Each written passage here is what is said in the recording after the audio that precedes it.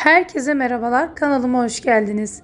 Bu videoda sizlere belki de daha önce hiç görmediğiniz, çok pratik, kolayca yapabileceğiniz bu gördüğünüz böreklerin tarifini vereceğim.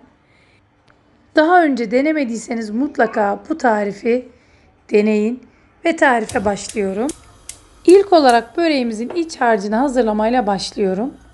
Tavaya biraz zeytinyağı alıyorum ve bir adet önceden doğradığım soğanı ekledim. Soğanı pembeleşene kadar kavuruyorum.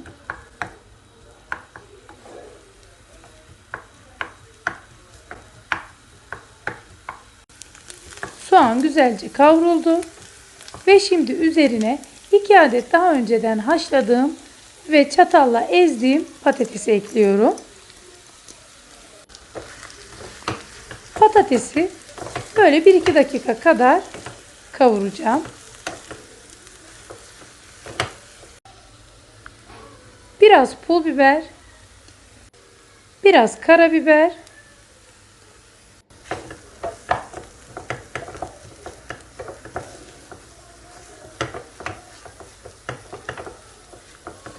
ve biraz da tuz ekliyorum. Tekrar güzelce karıştırıyorum.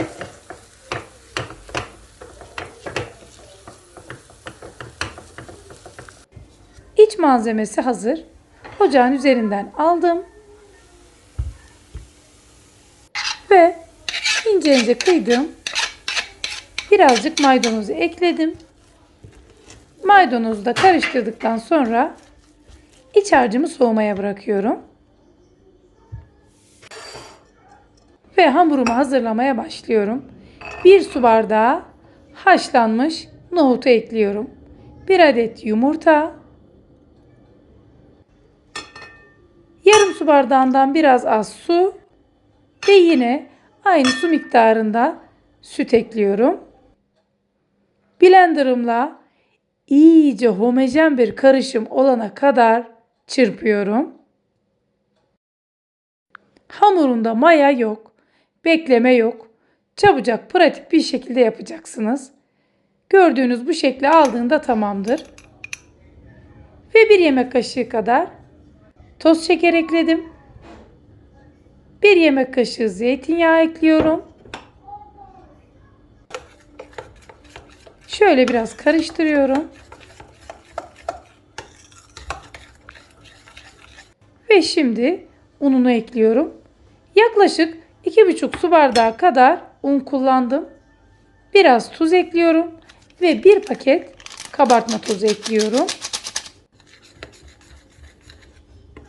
İlk önce kaşıkla karıştıracağım. Daha sonra da elimle yoğurmaya başlayacağım.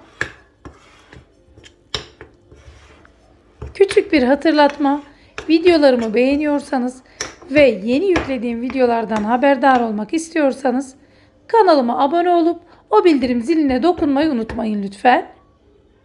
Kaşığı çıkarıp elimle yoğurmaya başlıyorum. Hamuru güzelce yoğuruyorum. Hamurum yavaş yavaş toparlanmaya başladı.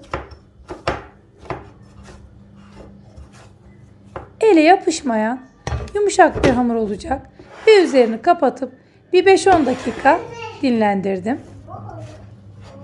5-10 dakikanın ardından hamurumu bezeler haline getireceğim.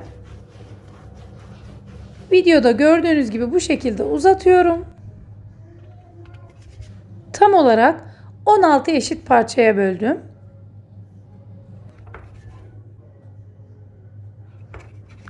Bezelerinizin büyüklüğünü siz kendiniz ayarlayabilirsiniz. Elimde yuvarlayarak bezelerimi hazırlıyorum. Bütün bezelerimi hazırladım.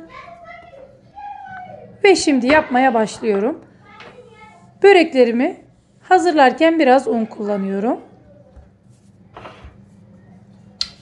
Küçük merdane yardımıyla böyle 15 santim çapında açtım diyebilirim. İnceliğini görüyorsunuz. Gayet ince açtım yani. Ve hazırlamış olduğum patatesli harçtan içerisine koydum. Kenarlarını katlayıp bu şekilde sarıyorum. Aynı sarma sarar gibi. Hatta uç kısmını biraz suyla ıslatır, yapıştırırsanız birazcık olsun açılma oldu. O açılmalar da hiç olmayacak. Çünkü ben daha sonraki böreklerimi o şekilde suyla hafif ıslatıp uç kısmını yapıştırdım. Tekrar açıyorum.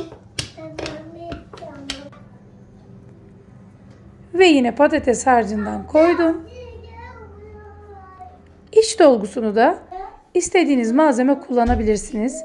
Yani isterseniz kıymalı, isterseniz peynirli yapabilirsiniz. Ve iyice kızmış olan yağın içerisine böreklerimi atarak kızartıyorum.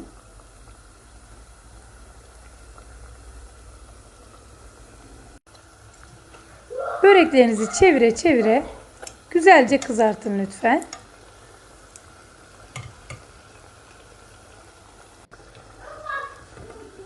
Ve börekler kızardı.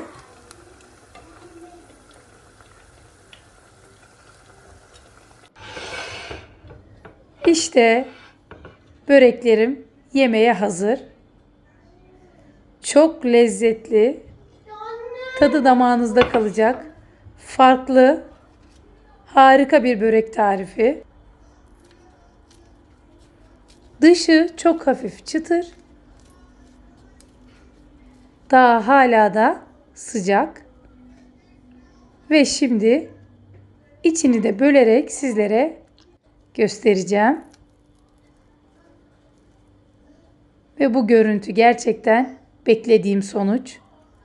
Mutlaka sizler de deneyin, lezzetine bakın ve bana yorumlarınızı yazın. Yine güzel bir videonun sonuna geldik. Videoyu izlediğiniz için çok teşekkür ederim. Hoşça kalın, afiyetle kalın.